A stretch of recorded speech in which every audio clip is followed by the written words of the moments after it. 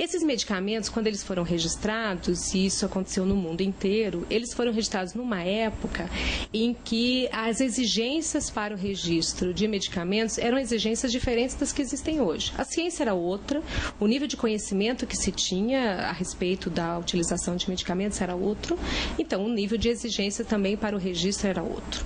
Então, esses medicamentos, quando foram registrados, eles apresentaram um perfil de eficácia e segurança que era condizente com os requisitos da época. Ao longo dos anos, o mundo inteiro começou a discutir a eficácia e a segurança desses medicamentos. Então, novas pesquisas e novos eventos adversos que foram surgindo foram demonstrando na prática que esses medicamentos não tinham a eficácia e a segurança compatível com aquilo para qual ela tinha sido definido quando registrados.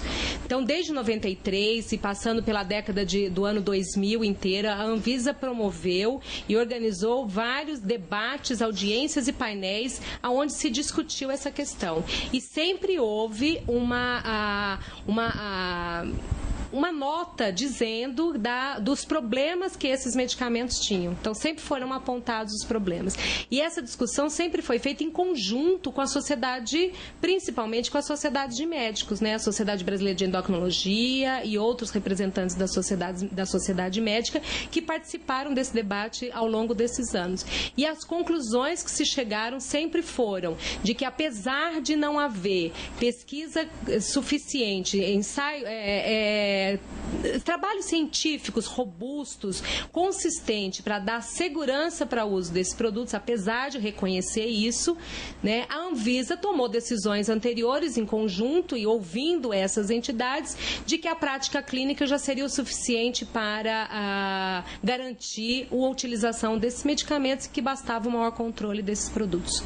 E aí o que se tem agora é que as pesquisas vêm demonstrando e cada vez mais de que, na verdade, a gente tem medicamentos que hoje não conseguem se sustentar para a manutenção deles no mercado por não terem evidências claras e robustas de eficácia e segurança. As decisões anteriores de manutenção desses medicamentos não foram respaldadas por evidências científicas. Elas foram respaldadas pela prática clínica.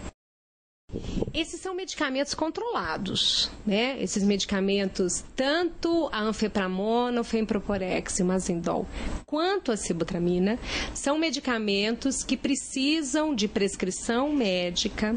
Essa prescrição precisa ser acompanhada de uma notificação de receita, que é o que a população está acostumada a conhecer de medicamentos controlados, é um chequinho azul que acompanha a receita e que deve ser preenchida pelo médico e deve ser apresentada na farmácia ao ser adquirido esse medicamento, e essa receita, esse chequinho azul fica retido na farmácia. É dessa forma que esses medicamentos eles só podem ser adquiridos desta forma.